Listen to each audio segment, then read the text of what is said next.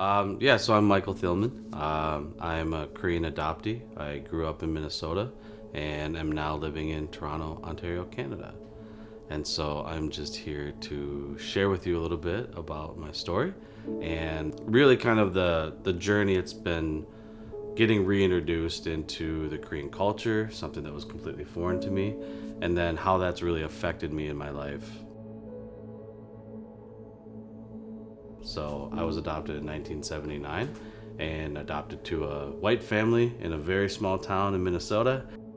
So then in high school is when I met my first non-adopted Korean person. It was almost like I was a little kid when I would meet her or her family because I didn't know how to act. They would try to talk to me in Korean. I'm like, I don't know what you're saying. I don't understand anything.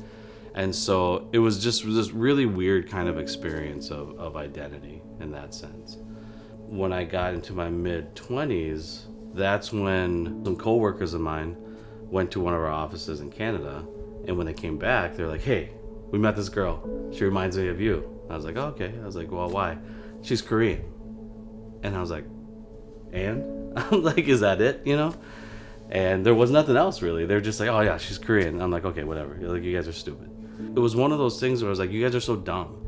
Like, that's the stupidest reason to ever think that somebody should be matched together, right? Just because of the way they look. But interesting story, her name was Tammy Hong, and her name is Tammy Thielmann. We've been married for 14 years. Hi, I'm Tammy Thielmann. I'm Korean Canadian, daughter to immigrants back in the 1970s. So we actually emailed for 4 months before we even talked on the phone. About 5 months later, we decided to meet for the first time on January 1st, 2005. The first time that I really got immersed into Korean culture was when I went to visit Tammy that same year in February, and her mom cooked this huge Korean meal. It was actually the first time that I ever ate Korean food. Like, it was like my taste buds completely just woke up. And I was like, holy shit. I was just like, this is what flavor tastes like. And that was the first time that I suddenly started to say, hey, you know what, maybe I am actually kind of Korean. Like, that was kind of what was going through my mind. And I didn't make the link to being like, you know what, that's not just the food that tastes good, but it's just like, man, now I'm starting to kind of learn a little bit more about my culture and that. And so... And I remember just observing you would eat the really cultural food that I didn't even want to taste. And my mom even made a comment about how I think it must have been since childhood, your mouth, or it just remembered. So we wanted to start our family, and adoption was always going to be a component of our family. So in 2017, we went to an introductory or an informational meeting. And at the end of the meeting, I told Tammy, I think I need to go back to Korea. It was a really difficult thing to present to Tammy because I also said, and I think I need to do it alone. So in the fall of that year, I went back to Korea for the first time, and it was such a weird experience. I felt like I finally had a home. When I was living in the US and living in Canada, I didn't have that really deep connection to a place that I could call home. So when I went there, I finally had this definition of home. So when I had to leave, it was the most difficult thing to ever experience because it felt like that everything that I'd been searching for in my life was being ripped away from me.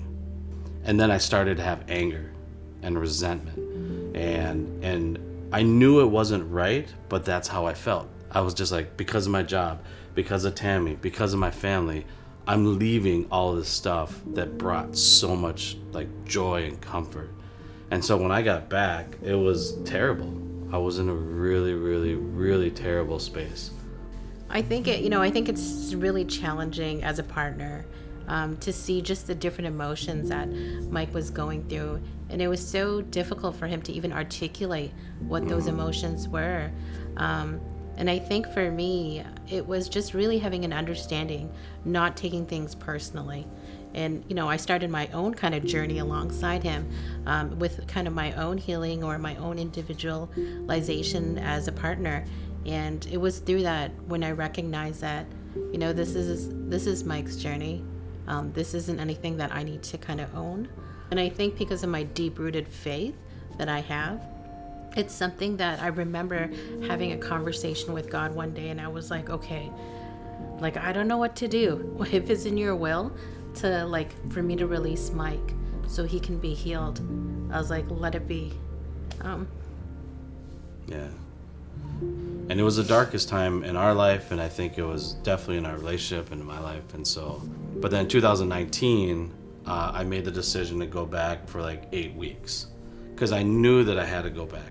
And during that trip, I did a tour, of like a 2-week tour that I got to visit like, about 50% of the country. And then I spent about 4 weeks on my own.